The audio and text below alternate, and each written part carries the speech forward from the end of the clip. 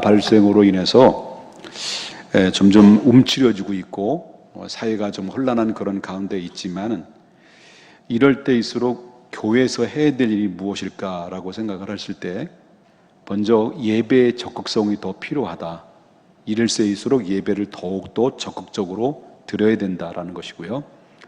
또 한 가지는 바로 이런 가운데서 하나님과의 친밀한 관계를 가질 때 이 틈새 속에서 우리가 어쩌면 우리의 신앙이 하나님과의 관계가 멀어질 수 있는 상황을 어쩌면 하나님의 생명의 말씀인 말씀 필사를 통해서 다시 한번 생명의 말씀을 통해서 우리 믿음이 돈독해지고 그리스도와 친밀한 관계를 가지며 또 우리가 받은 은혜를 지금 코로나 발생으로 인해서 상당히 곤경에 처해 있는 분들이 누구냐면 바로 개척교회 목사님들입니다.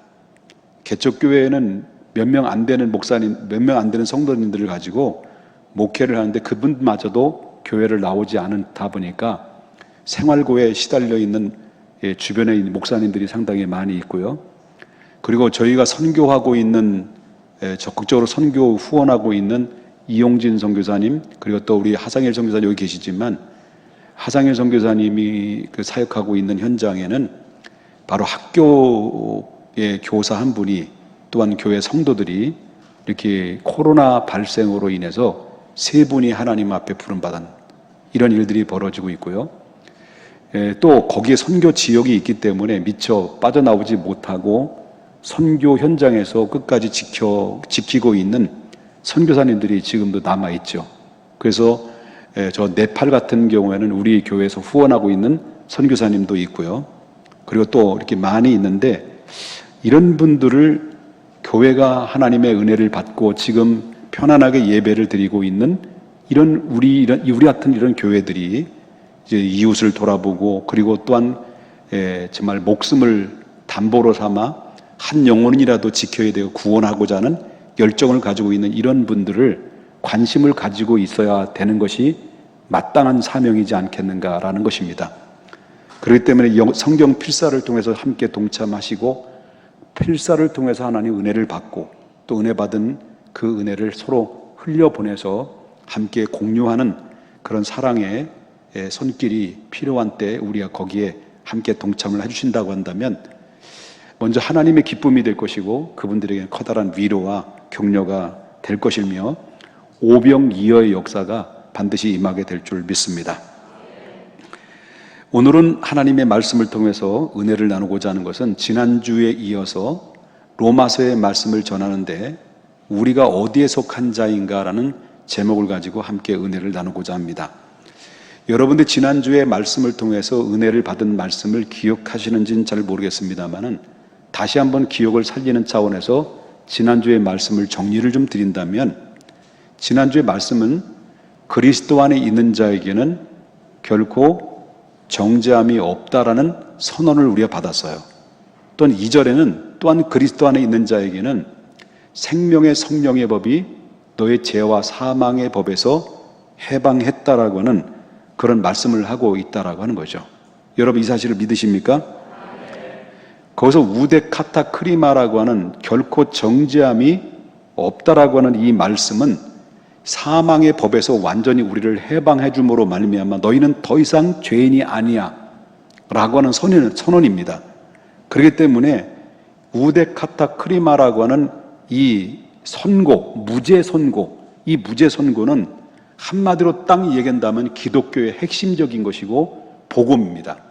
기독교의 핵심 복음인데 죄인에게는 가장 큰 소망일 뿐만 아니라 바로 여기에는 기쁨의 소식이고 큰 위로와 축복과 격려의 소식이 우데카타크리마입니다. 너희가 결코 정죄함이 없느니라 라는 말씀입니다. 믿으시면 아멘 하십시다.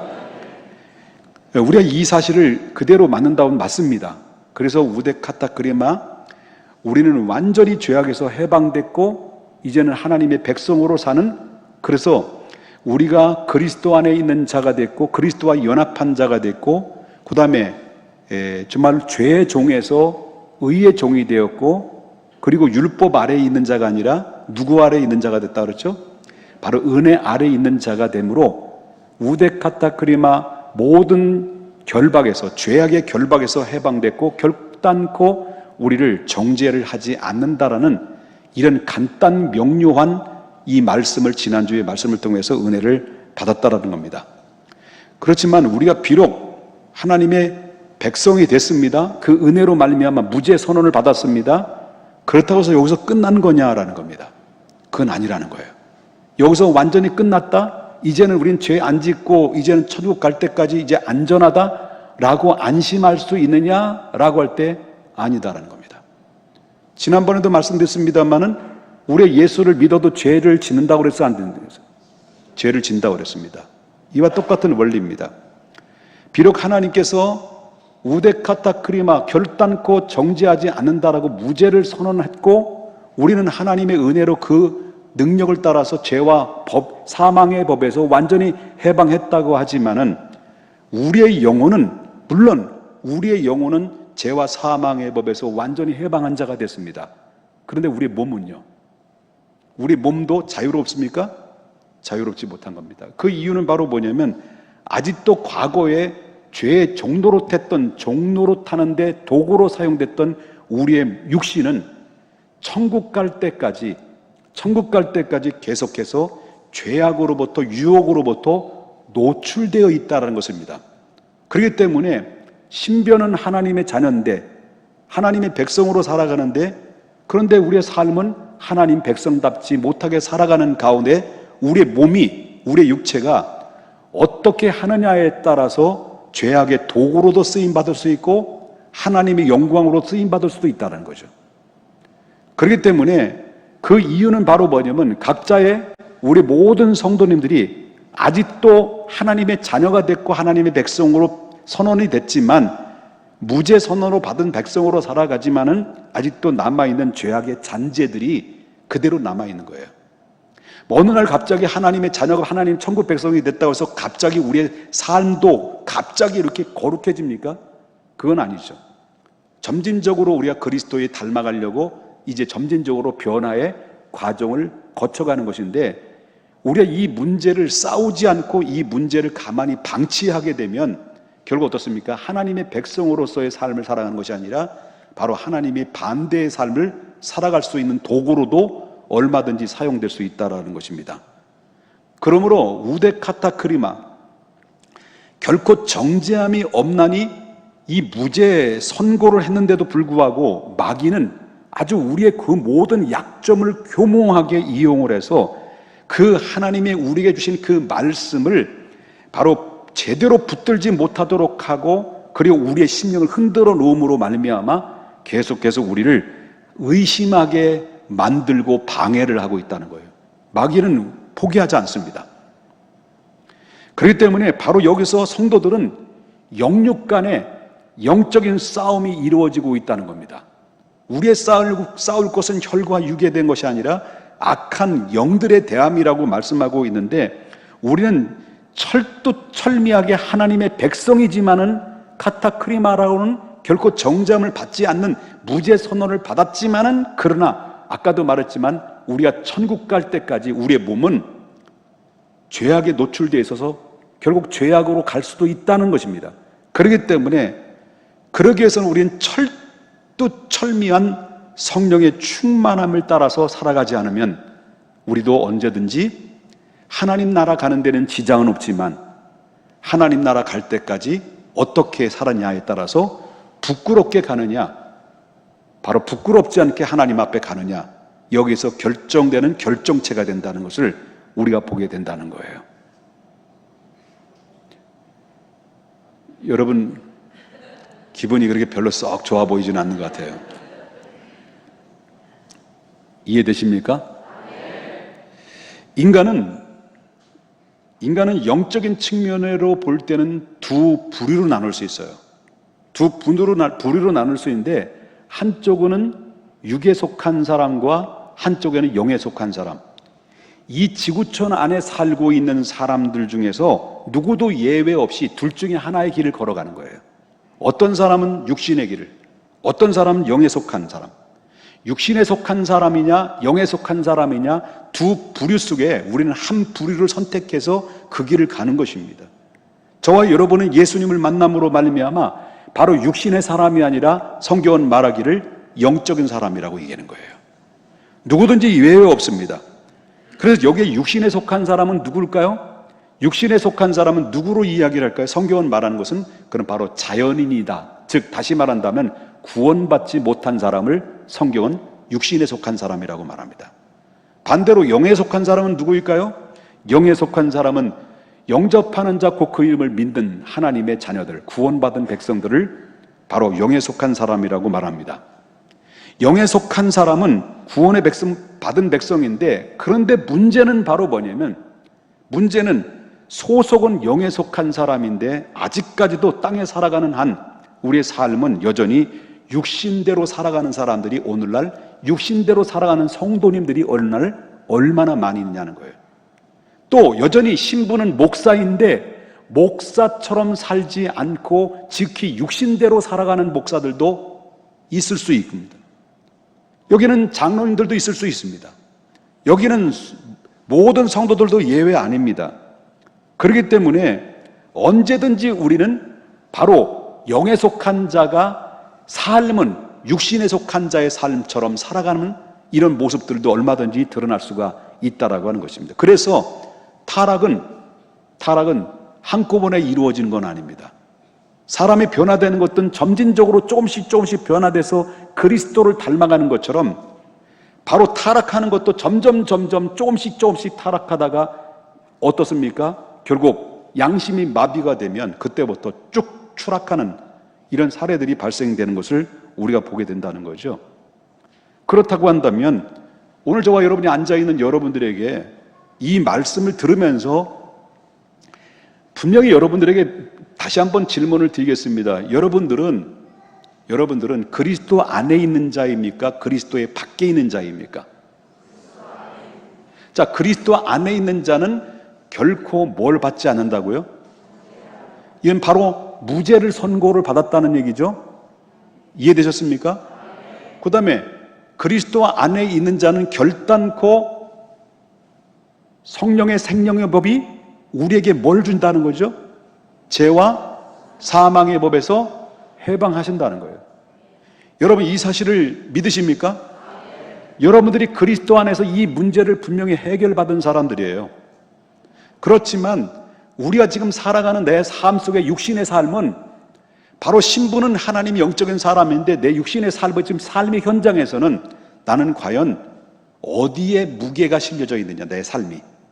여전히 신부는 하나님의 자녀고 자유의 선언을 받아서 자유함을 얻는 하나님의 백성으로 살지만은 삶은 여전히 육신에 속한 사람처럼 삶을 살아가는데 무게가 더 많이 실려져 있느냐, 아니면 영적인 삶을 살아가는데 무게가 더 실려져 있느냐.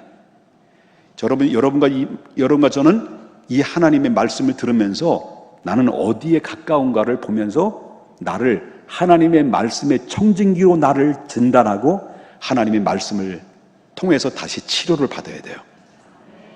그렇다면 육신에 속한 사람의 특징이 뭘까?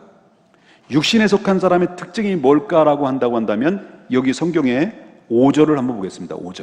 5절에 보니까 다 같이 한번 읽어보겠습니다. 시작. 육신을 따르는 자는 육신의 일을, 영을 따르는 자는 영의 일을 생각하느니.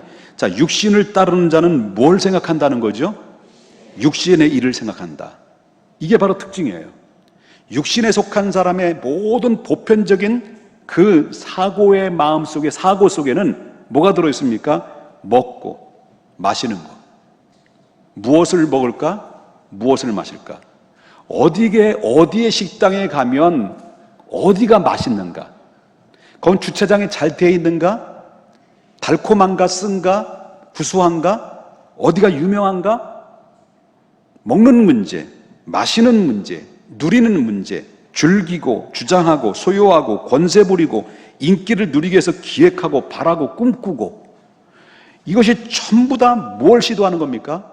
이것이 바로 육신의 생각에서 나오는 시도이죠. 요즘 여러분 젊은이들이 안 이쁜 젊은이들이 있어요. 여러분 젊은 친구들이 잘생기지 않는 젊은 친구들이 있습니까? 특별하지 않으면 다 평준화야. 여러분, 지나가는 우리 학생들뿐만 아니라 젊은 청년들 보면요, 얼마나 이쁜지 몰라. 너무 이뻐요. 그리고 우리 남자 청년들 인형 같아, 인형. 요즘 텔레비에 나오는 젊은 남자들 보십시오. 연예인들 보십시오. 앉을 때 무릎이 이렇게 앉아요. 어머, 어머! 아, 왜 이래, 왜 이래? 어우. 요즘 젊은 청년들 왜 그런 거, 남자들. 그러다 커밍아웃하고. 그렇다는 거예요. 그런데 정말 잘생겼어요. 왜 잘생기고 왜 오늘날 빼어난 미유모를 가지고 있을까? 왜 많은 사람들이 면접을 볼 때 실력을 안 보고 왜 자꾸 외모를 볼까? 여러분, 그것이 전부 다 뭐 어떤 생각이에요? 예뻐야 돼. 잘생겨야 돼. 능력과 상관없어. 실력과 상관없어. 그러니까 외모 지상주의 이런 것들이 전부 다 어디에서 나온 생각들이에요? 육신에서 나온 생각들이에요. 그러니까 사람들은 거기에 미치는 거야. 그래서 미안합니다만은 우리 교회 청년들도 이 한 공장에서 나온 친구들이 많잖아요. 저도 어느 순간에 눈이 커질 때가 있어요. 그때 목사님 가셨구나. 이제 눈이 덮여가지고 보이지도 않아 이제. 자, 육신에 속한 자는 매사에 어디에 생각한 거예요? 육신의 생각이 사로잡혀 있는. 이게 바로 특징이에요. 이 모든 것들이 육신을 따른 특징인데 이 세상에 추구하는 모든 것들이 다 육신의 논리에 따라서 사람들은 살아가고 있다는 거예요. 그런데 이거는 바로 예수님을 안 믿는 사람은 그렇다 치고 뭐 그럴 수 있는 거잖아요. 그렇잖아요, 다. 그러니까 육신에 속한 사람이니까 어차피 그럴 수 있는 거죠. 그런데 문제는 바로 뭐냐면 신앙 생활을 하는 사람들도 이렇게 육신의 논리에 따라 살아가는 사람이 많이 있다는 거예요. 자기 방식이지. 자기 방식으로 자기 중심으로 신앙 안에 살아가는 사람, 아주 자유로운 남자, 자유로운 여자들, 이런 신앙의 사람들이 얼마나 많은지 몰라요. 그렇기 때문에 매사에 자기 중심으로 하나님을 바라보는 거죠. 하나님이 중심이 아니에요. 자기 중심이에요.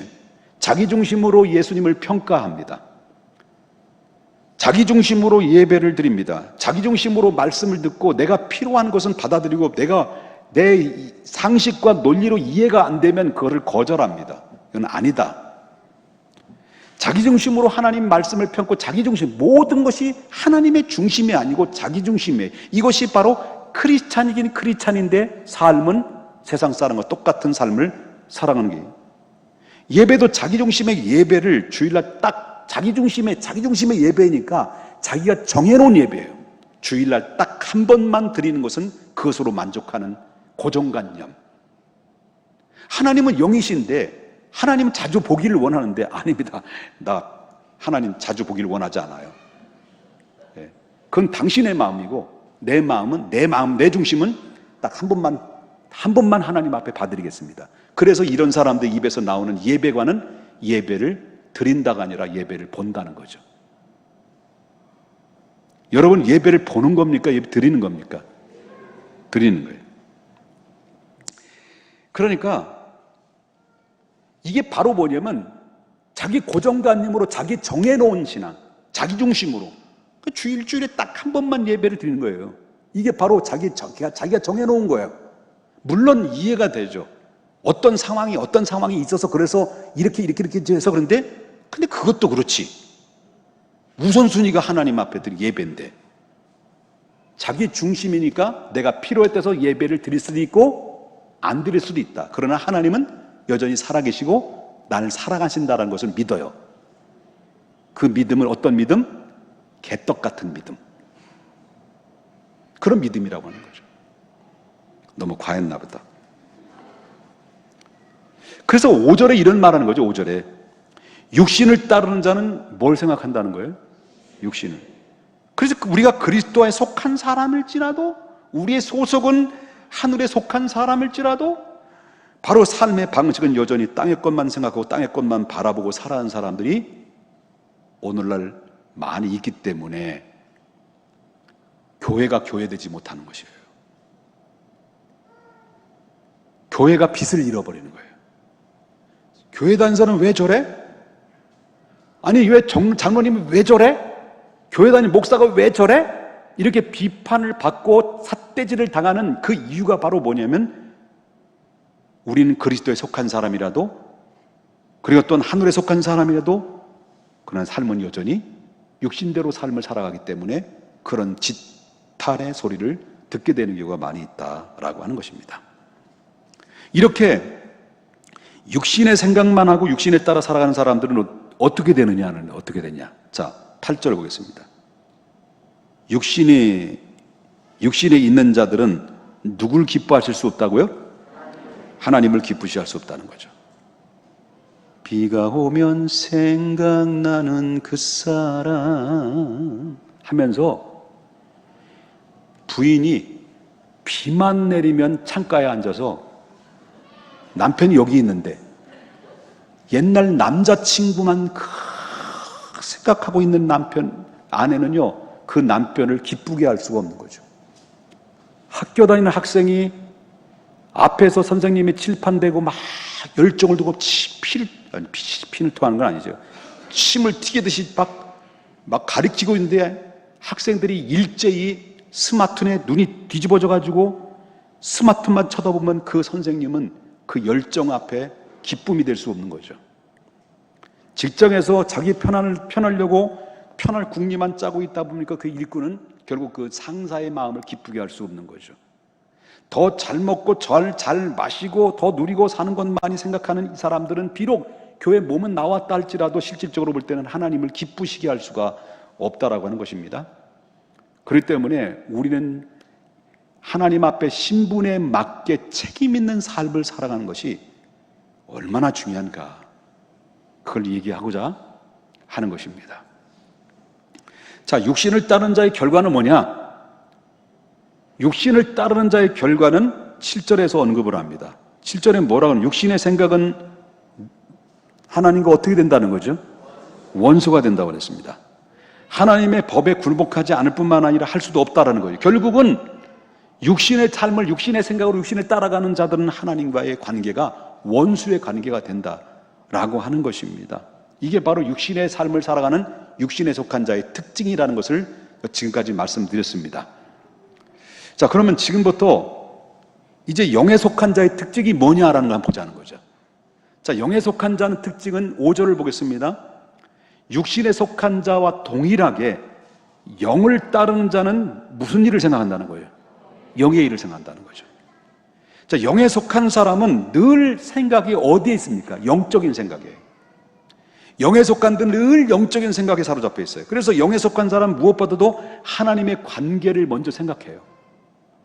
영에 속한 사람은 하나님을 알기를 갈망합니다. 사모합니다. 그래서 영에 속한 사람은 점점 바로 하나님을 사랑하려고 애를 쓰고 그리고 하나님의 말씀을 순종하려고 애를 쓰다가 결국 어떻습니까? 하나님 안에서 영원한 생명이 있고 영원한 안식이 있다는 것을 서서히 깨달으면서 그러면서 그 안에 평안을 너에게 주노라 세상이 줄 수 없는 세상이 알 수도 없는 평안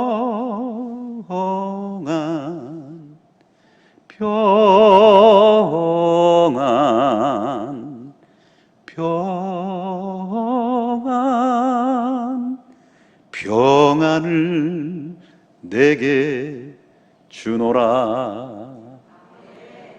영에 속한 사람은 영의 생각에 사로잡히고 영적으로 사모하고 주님과 하나님과 가까이 하려고 애를 쓰고 주님을 알아가면서 얻어지는데 왠지 모르게 내가 세상에서 세상의 생각으로 세상의 방법으로 살아갔던 그 결과보다는 내가 비록 상황은 달라지지 않았습니다. 환경도 달라지지 않았습니다. 사람도 주변 사람도 달라지지 않았습니다. 그런데 내가 하나님을 가까이하고 하나님의 관계를 친밀한 관계를 내리는데 왠지 모르게 내 자신도 모르게 찾아오는 평화 평화로다 하늘 위에서 내려오네. 내 마음의 평화가 샘솟이 올라오는 사람을, 이게 바로 뭡니까? 영에 속한 사람. 이 사람이 참된 평안의 기쁨의 반응이 나타나는 사람을 이것을 가지고 영에 속한 사람이라고 보게 된다는 거죠. 육에 속한 사람은 이건 몰라요. 그런 걸 우리가 예배 드리는 시간은, 저번에 예배 드리러 왔잖아요. 예배 보러 온 것입니까? 드리는 것입니까? 예배 드리는 사람들은요, 영적인 사람들은 바로 예배는 영의 예배 드리는 거예요. 영적인 예배. 왜 영적인 예배 드립니까? 하나님은 어떤 분이시기에? 영이시기 때문에. 그래서 우리가 육신이 아닌 영으로 하나님 앞에 나가는 거예요. 예배가 하나님께 나가는 건데, 하나님 앞에 예배를 드림으로써 하나님 앞에 임재를 느낄 수 있고, 예배를 하나님 앞에 영으로 드릴 때 하나님의 은혜를 하나님 주시고자 하는 그런 하나님의 축복과, 그리고 또한 하나님의 메시지를 전달받는 거죠. 그래서 여러분이 하나님 앞에 예배하는 자는 영과 진리로 예배를 드리라고 말하는데, 이거는 바로 누구만이 들을 수 있는 특권입니까? 영적인 사람만이 들을 수 있는 거예요. 영적인 사람은 영과 진리로 예배를 드리는데, 영과 진리가 뭐냐 할 때 영은 성령이에요. 진리는 예수 그리스도예요. 그래서 우리가 드려지는 예배가 성령의 능력에 힘입어서 예수 그리스도의 이름으로 예배를 올려드리는 거예요. 그래서 이 시간 여러분들이 드리지는 예배가 너무 소중한 거예요. 예배가 성공해야만이 여러분의 삶이 성공하는 거예요. 그래서 하나님 앞에 우리가 영과 진리로 예배를 드릴 때 하나님은 이와 같은 자를 찾으신다고 하는데, 하나님께서는 여러분들을 하나님의 핏값 주고 교회를 세우시고 하나님의 죄 없다 인정받는 사람들을 불러서 예배를 받으시는데, 그 은혜에 사모하는 마음으로, 영적인 은혜를 사모하는 마음으로 영으로 예배를 드릴 때, 여러분이 드려지는 예배가 성령에 힘입어서 예수 그리스도의 이름으로 올라가는 향기로운 향이 되어 하나님의 기쁨이 되면, 위로부터 내려오시는 하나님의 말씀을 듣고 기도하면서 예배가 감격스러운 예배가 되는 거죠. 그래서 여러분들이 예배 드리러 왔는데, 하나님 앞에 진령과 진정으로 영으로 예배를 드려서 하나님 앞에 영적인 화답을 받아서 내 마음의 기쁨과 평안을 얻고 교회를 나가지 않으면 그 예배는 드린 예배가 아닐 수도 있어요. 그렇기 때문에 여러분들은 예배 드릴 때 영으로 예배를 드려서 하나님의 은혜와 영적인 임재와 화답을 받으면서 여러분 교회 문을 탁 나갈 때는 얼굴이 환해서 기쁨이 넘쳐서 감격이 넘쳐서 예배를 드리는 응답과 화답을 얻는 그런 기쁨의 희열이 여러분의 마음속에 뭉클거려야만이 여러분이 드렸던 예배가 산 제사가 되는 것입니다. 그렇기 때문에 영에 속한 사람은 예배가 영으로 드리는 거죠. 우리가 영에 속한 사람의 특징이 또 뭡니까? 기도도 또한 영으로 드리는 거죠. 우리가 기도를 안 할 수 없는 거잖아요. 우리가 드리는 기도는 영으로 기도하는 거예요.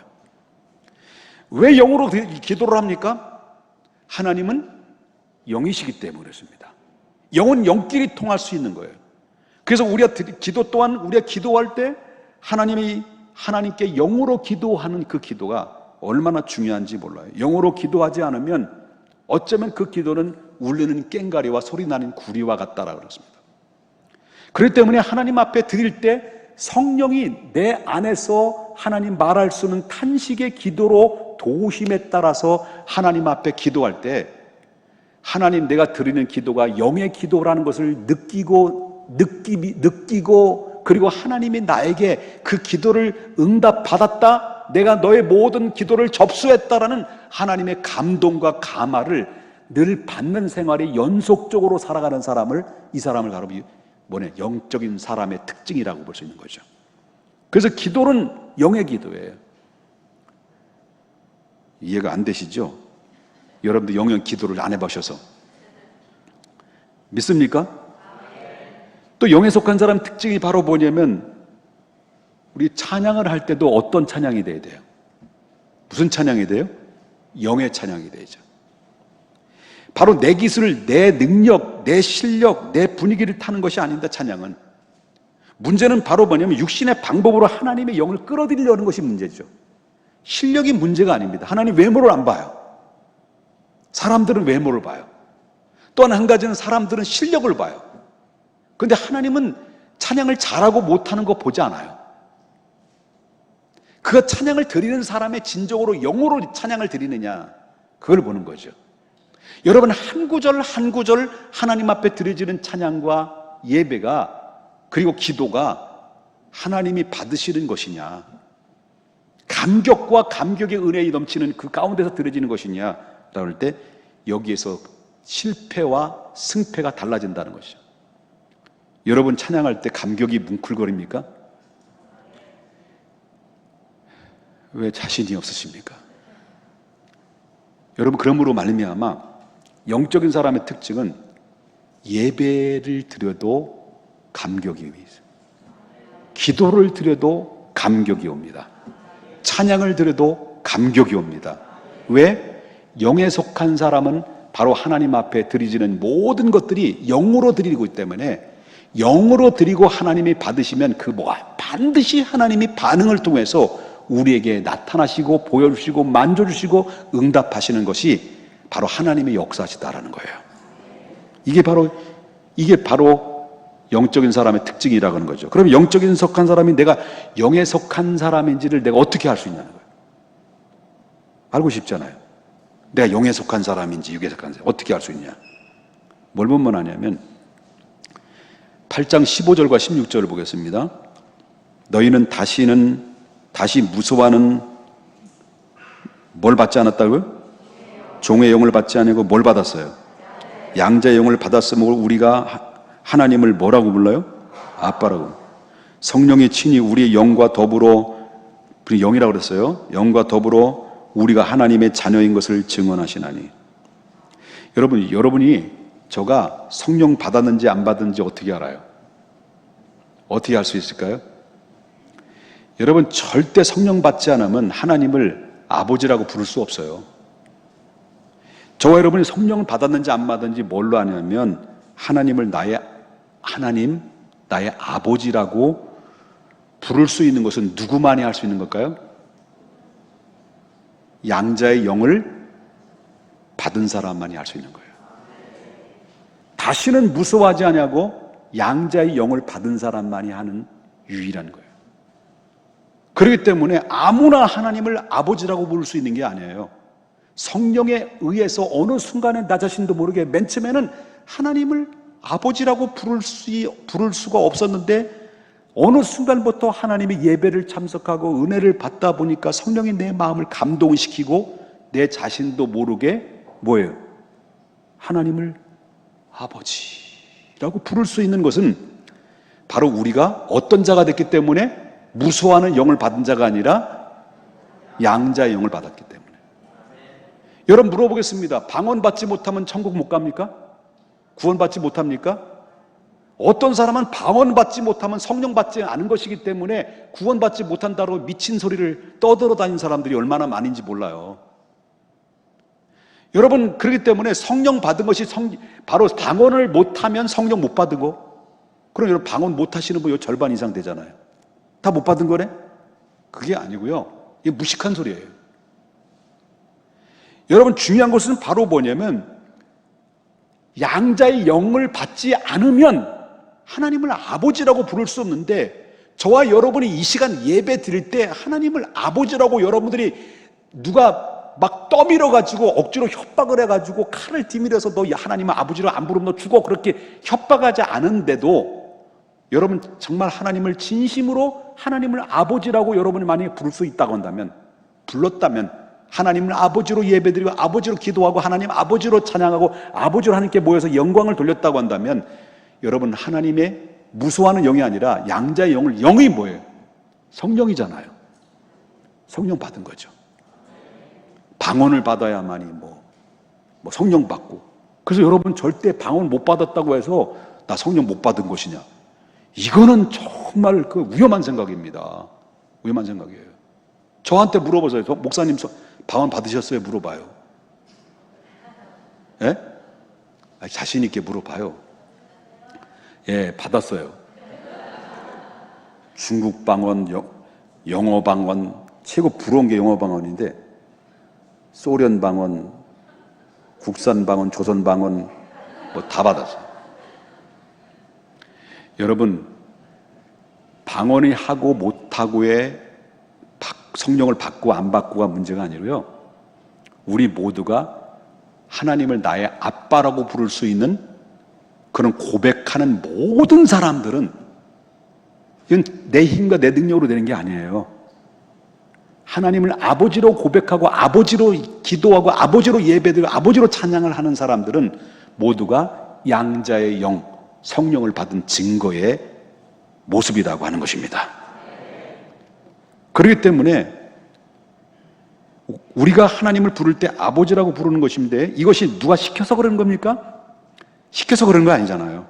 성령을 받은 자에게 오는 자동적으로 나오는 하나님. 그래서 여러분, 우리 손자가 시원이라는 아이인데, 시원이라는 아이가 자동적으로 누가 시켜도 아닌데 자동적으로 돌이 지나니까 엄마한테 뭐라고 얘기했을까요? 야! 그랬을까요? 엄마, 아빠한테 아빠, 할아버지는 어려우니까 할비. 이렇게 말이 떨어지더라고요. 이게 본능적으로 나오는 것처럼 내 안에 성령이 양자의 영이 임하게 되면 내가 원하든 원치 않든 간에 하나님 앞에 예배 드릴 때, 기도할 때, 찬양할 때 하나님을 아버지로 부르는 거예요. 성령이 아니면 불가능한 거예요. 예? 근데 여러분, 내가 성령 받았는지 안 받았는지 뭘로 안다고요? 하나님을 아버지라고 부르면. 여러분, 하나님을 아버지라고 안 부르는 분들 손 들어보세요. 없네? 나만 있네? 믿으셔요? 이 말씀이 성경의 사실이란다면 무수하는 영을 받지 아니하고 양자의 영을 받아서 우리 아버지라고 부를 수 있는 것이 이 말씀이 진리라고 한다고 한다면 여러분, 분명한 것은 내 안에 누가 계시는 거예요? 성령이 계시는 거예요. 성령께서 내 마음을 증언해 주는 거예요. 그래서 가장 깊은 곳에 우러나는 고백이 하나님 아버지. 이 하나님 아버지라는 이 한마디 고백 속에는요, 모든 것이 다 들어있는 거예요. 모든 것이. 여러분, 기도할 때도 그냥 아무 기도 안 해도 돼. 하나님 아버지. 어떤 때 저는 아버지 그 기도만 해요. 그래도 가슴이 뭉클거려요. 그래도 기쁨이 넘쳐요. 평안이 넘쳐요. 여기 앉아 계신 분 중에서도 내가 하나님을 아버지라고 고백을 못한다면 여러분, 성령 받은 사람이 아니에요. 미안합니다만. 억지로 할 수 있는가요? 억지로는 할 수 있죠. 결론입니다. 우리는 어디에 속한 자예요? 영에 속한 자예요. 믿습니까? 우리가 성령을 따라가면 하나님의 일을 생각하게 되고 그 결과는 뭐냐면 생명과 평안이라서요. 오늘 본문에 나오죠. 생명과 평안. 근데 육신을 따르는 자들에게는 어떤 일이 벌어지냐면 육신의 일만 생각하다가 결국은 하나님과 멀어지게 돼서 그 안에 찾아오는 게 뭐예요? 사망으로 온다는 거예요. 우리는 죽었다 깨어나도 지옥은 못 가요. 한 번 해병이면 영원한 해병이야. 죽었다 깨어나도 여러분 지옥 못 가. 내가 너를 지명하여 불렀는데 너는 내 것이기 때문에. 예수님이 핏값 주고 세웠는데 어떻게 가요? 어떻게 못 가? 여러분, 천국에 갈 백성이 또 지옥으로 가려면 또 누가 오셔야 돼 또? 예수님 또 와야 돼. 진짜 또 죽으셔야 되네. 이래야 돼? 아니에요. 여러분, 예수님의 십자가를 너무 가볍게 여기지 말라는 거예요. 여러분이 하나님의 택한 백성으로 천국 보낼 때까지 십자가의 능력은 그만큼 가치가 있는 거예요. 어떻게 해서 구원받았는데. 그런데 우리 몸은 안 그렇다는 거예요. 한 번 해병이면 뭐라고? 영원한 해병인 것처럼 하나님의 구원받은 너는 우데 카타크리마, 결코 정잠이 없는 날, 하나님 말씀이 선언했으면 끝나는 거예요, 우리는. 근데 우리가 천국 갈 때까지 우리의 몸은, 우리 육신은 죄악의 도구도 될 수도 있고 의의 도구도 될 수 있는데, 그러기 위해서는 우리는 어떻게 해야 될 것이냐? 성령의 충만함을 받아야 되는 거예요. 이게 중요한 거예요. 하나님의 영으로 육신의 모든 소욕을 제거를 하는 훈련을 자꾸 해야 돼요. 그래서 내 자신을 처서 복종해서 그리스도를 닮아가는 그런 영에 속한 사람의 길을 걸어가야 되는데, 구원파는 그렇지 않아요. 구원파는 우리 예수 믿었으니까, 다 용서받았으니까 더 이상 죄를 짓지 않는 백성이 됐다, 죄를 안 짓는다. 그래서 영지주의예요, 영지주의. 그러니까 우리는 죄 짓는 사람이 아니다, 그래가지고 내 마음대로 살아도 된다, 이거예요. 근데 여러분 잘 들어야 된다. 우린 예수 믿고 그냥 끝난 게 아니에요. 천국 갈 때까지 우린 싸움이에요. 계속 싸움이에요. 그래서 우리는 바로 이 성화의 과정, 성결의 과정을 단계를 거치면서 우리가 성령에 충만해서 계속 거룩해져 가면서 하나님 나라까지 가는 가운데, 우리의 이미 영혼은 구원받았지만은 우리의 육체의 완전한 구원은 예수님의 재림을 딱 하시고 나서 우리가 신령한 몸으로 변화되어 부활했을 때, 그때 주님 앞에 딱 설 때 완벽한 구원에 이루어지는 역사가 임하게 되는 거죠.